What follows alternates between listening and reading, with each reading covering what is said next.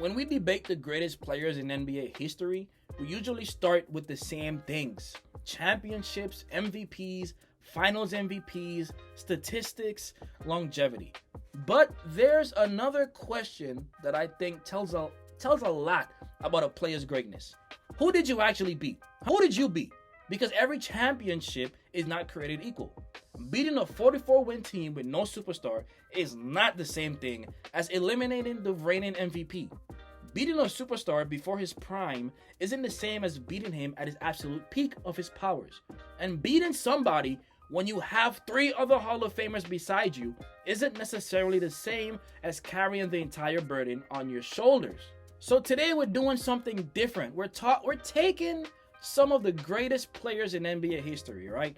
Michael Jordan, LeBron James, Kobe, Shaq, Tim Duncan, Magic, Bird, Hakeem, Steph, Kevin Durant, and we're answering one question: who is the greatest player each of these legends actually defeated in a playoff series? And more importantly, which legend has the greatest playoff victim of them all?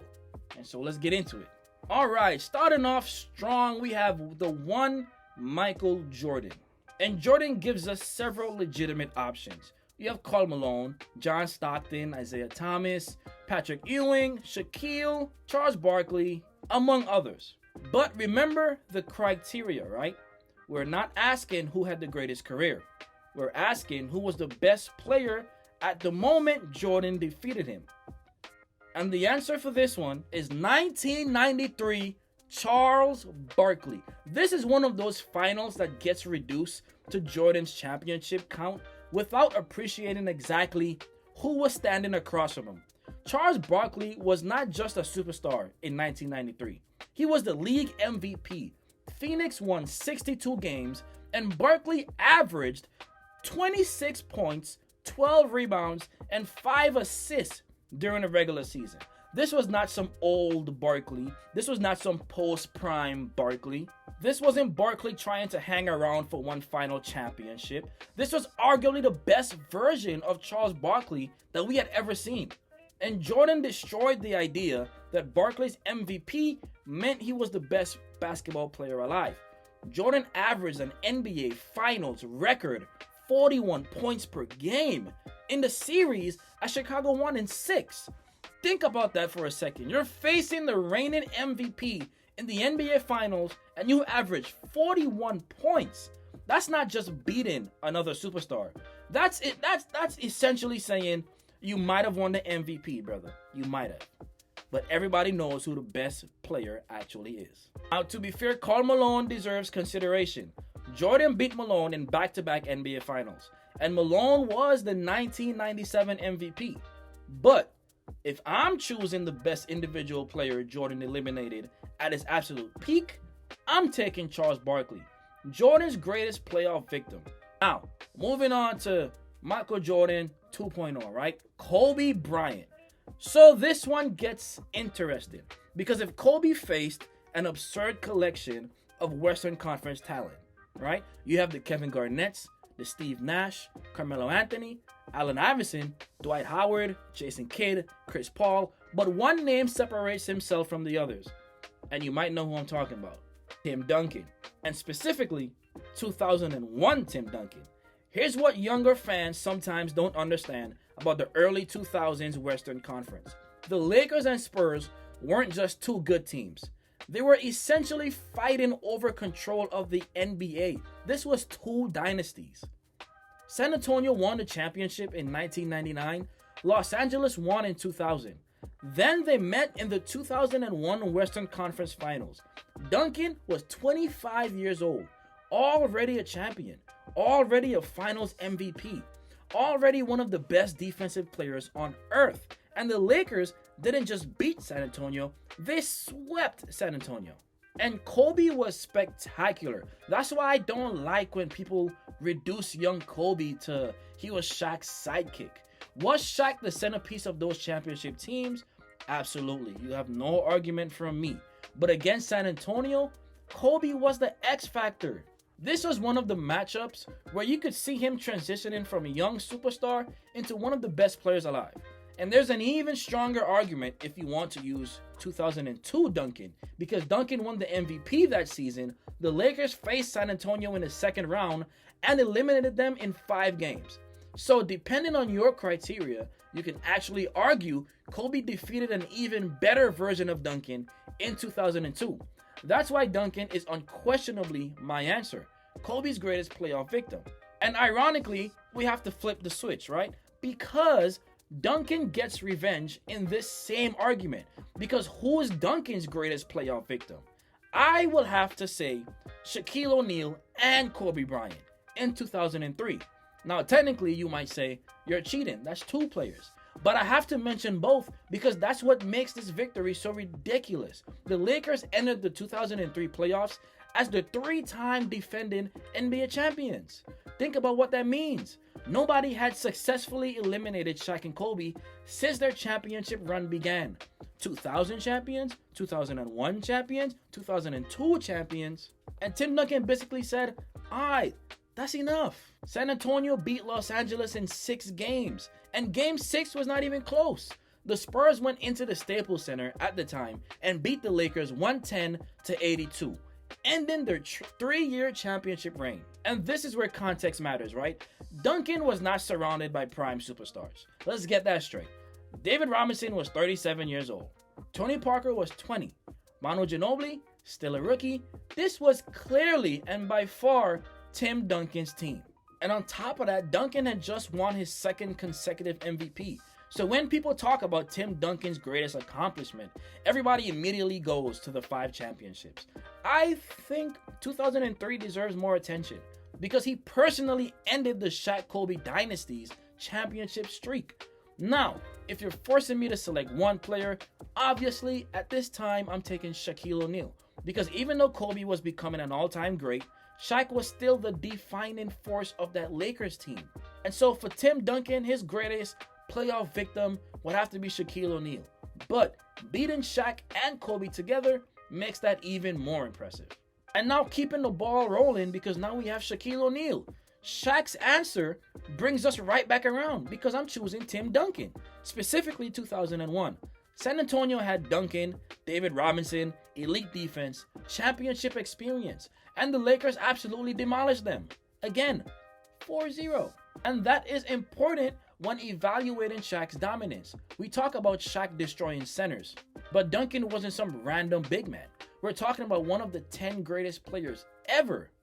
And Shaq's Lakers swept this team. The only reason I don't make this purely a Shaq accomplishment is because Kobe was incredible in that series also. That's what makes evaluating those Lakers teams complicated.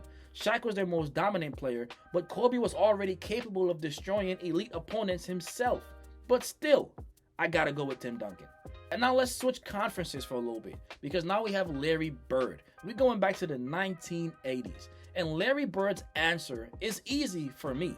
Magic Johnson. 1984 NBA Finals. This was the matchup basketball had been waiting for. Bird versus Magic. Magic versus Bird. Celtics versus Lakers. The 2 players who had already transformed college basketball were finally meeting for an NBA championship. And the series went 7 games. Boston won, Bird won Finals MVP. And this wasn't some early developmental version of Magic. Magic was already a 2-time champion and a 2-time Finals MVP. The Lakers actually had opportunities to take control of the series, but Boston survived and ultimately won Game 7. This championship matters enormously for Bird's legacy because Magic ultimately finished with more championships, 5-3. The Lakers also beat Boston in 85 and 87. Across their 3 finals meetings, Magic's Lakers won 2 of them. But Bird can always point to 1984 and say, when we first met for the NBA championship, I did beat you. And considering Magic is generally considered one of the 5 to 10 greatest players ever, that's an unbelievable name to have as your greatest playoff victim. And so naturally, we have to reverse it, right? Because Magic Johnson, obviously, is going to be Larry Bird. But the question is, which version? And for me, I'm taking 1987 Bird. Because look at where Bird was in his career. He had won 3 consecutive MVP awards from 84 through 86. Boston was the defending champion. They had won 59 games, and Bird was still firmly in the conversation as the best basketball player alive. Meanwhile, Magic had arguably reached his absolute peak. He averaged a career-high 24 points and led the league with 12 assists. The Lakers won 65 games, and Magic won MVP. Then they beat Boston in 6 games in the NBA Finals. That's what makes Magic's resume so strong. He didn't just win 5 championships, he defeated one of the greatest players ever multiple times on the big stage. Magic Johnson's greatest playoff victim was Larry Bird. Now we get to one of my favorite resumes and players in NBA history. Because 1995 Hakeem Olajuwon went through a gauntlet. I'm talking Karl Malone. I'm talking John Stockton. I'm talking Charles Barkley, David Robinson, Shaquille O'Neal. I mean, read those names again, right? Karl Malone, Stockton, Barkley, Robinson, O'Neal. I mean, Houston became the first number 6 seed ever to win the championship, winning 4 consecutive series without home court advantage and beating 4 50-win teams. But who's Hakeem's greatest individual victim? And for me, I'm taking David Robinson. And there's a specific reason. Robinson was the MVP, not the former MVP, not the future MVP, the reigning MVP. And then he had to play Hakeem in the Western Conference Finals. And Hakeem gave him one of the most famous lessons in NBA history. He hit him with the footwork. He hit him with the counters. He hit him with the dream shake. Everything was working. Houston won in 6 games. Even Robinson later described the difficulty of trying to solve Hakeem's offensive arsenal. And that is why 1995 Hakeem might have the greatest collection of playoff victims of any championship run. Malone, Barkley, Robinson, Shaq. And remember, Houston didn't have home court advantage in any of those series. And now we have Dirk Nowitzki, right? Because 2011 is too important to ignore. Dirk's Mavericks went through LaMarcus Aldridge, Kobe Bryant, Kevin Durant, Russell Westbrook, James Harden, and then LeBron James, Dwayne Wade, and Chris Bosh. So who is Dirk's greatest playoff victim? This is an obvious one, right? But LeBron James.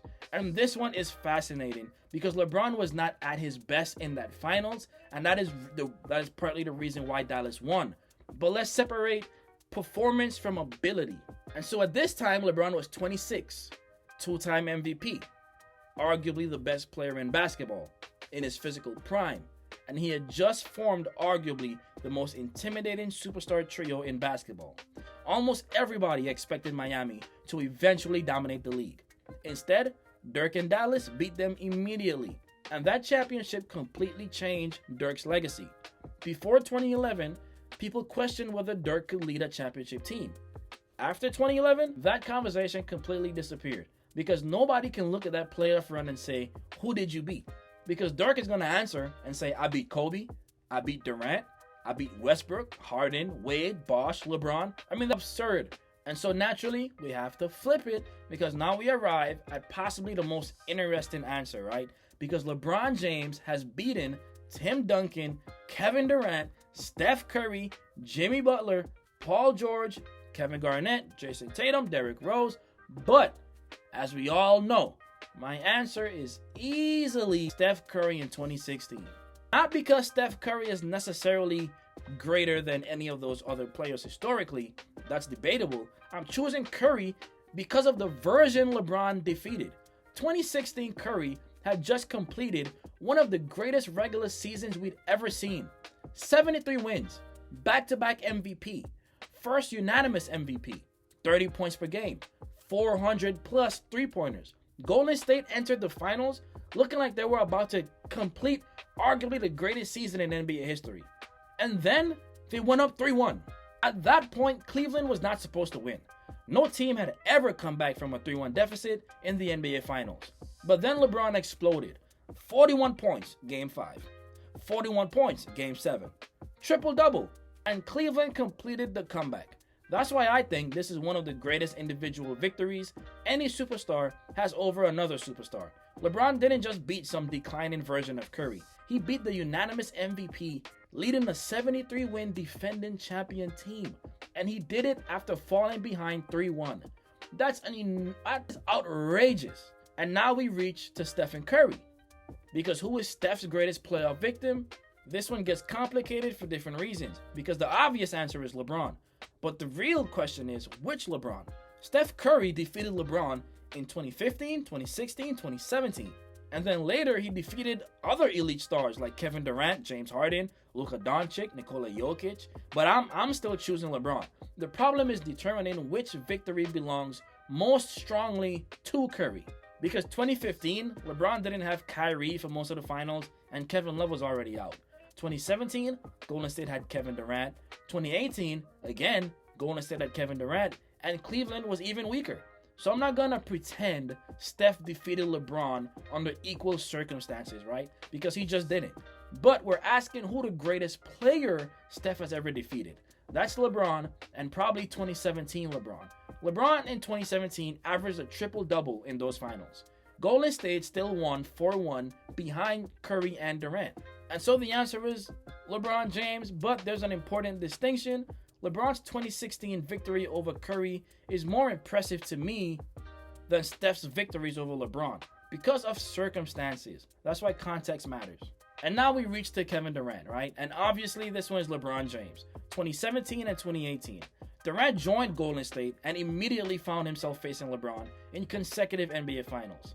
And KD was unbelievable. 2017 Finals, Durant averaged over 35 points per game and won Finals MVP.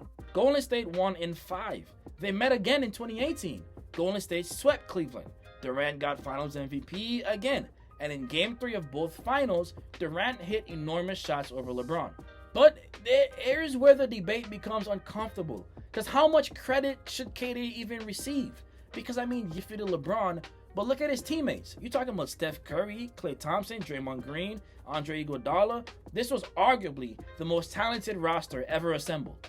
So Durant absolutely gets LeBron on his resume, but I'm not going to pretend defeating LeBron with the 2017 Warriors carries the same difficulty as Dirk defeating LeBron in 2011, because it just doesn't.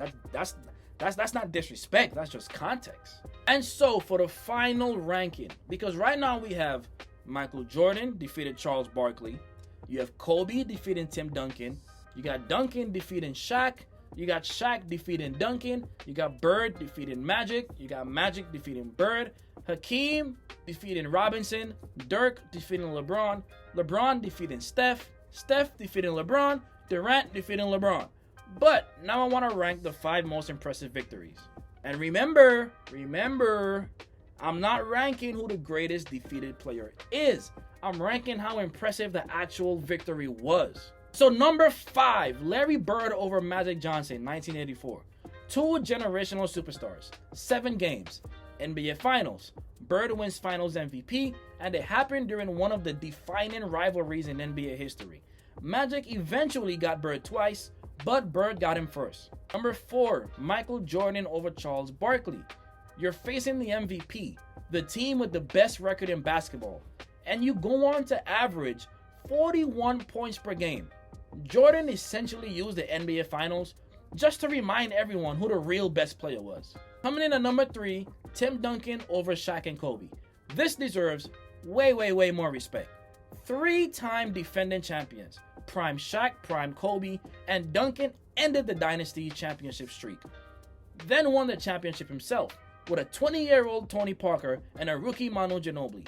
That is an all-time carry job. Number 2, Hakeem Olajuwon over David Robinson, the reigning MVP, the league's best regular season team, an elite defensive center, and Hakeem completely outplayed him.